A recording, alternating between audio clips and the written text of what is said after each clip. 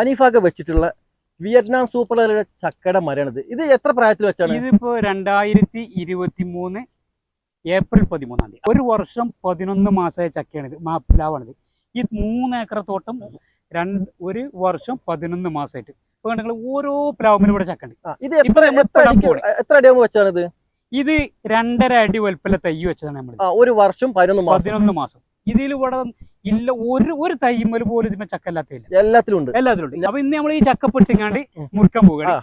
ഇനി വിദേശ രാജ്യങ്ങൾക്ക് അല്ലെങ്കിൽ നമ്മുടെ നാട്ടിലും ആർക്കെങ്കിലും ആവശ്യക്കാരുണ്ടെങ്കിൽ, കയറ്റുമതിക്ക് ആവശ്യമുണ്ടെങ്കിൽ ഇടിച്ചക്ക അല്ലെങ്കിൽ മൂത്ത ചക്ക, പഴുത്ത ചക്ക വേണമെന്നുണ്ടെങ്കിൽ ഇതിന്റെ ഓണറെ നമ്പർ ഇതിൽ കൊടുക്കുന്നുണ്ട്. ആളെ പേര് ഗിരീഷ് എന്നാണ്. എമർജൻസി ആയിട്ട് വേറെ പുറത്ത് പോയതുകൊണ്ട് ഇവിടെ ഒന്ന് വരാൻ പറ്റിയിട്ടില്ല. അപ്പോൾ അതുകൊണ്ടാണ് മൂപ്പരില്ലാഞ്ഞത്.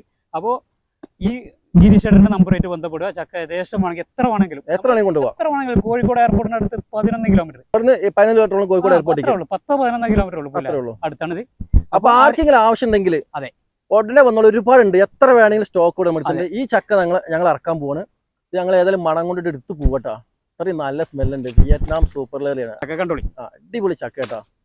ഇത് ഇവിടെ ഒന്നും നല്ല ഇഷ്ടം പോലെ ഞാൻ കാണിച്ചു.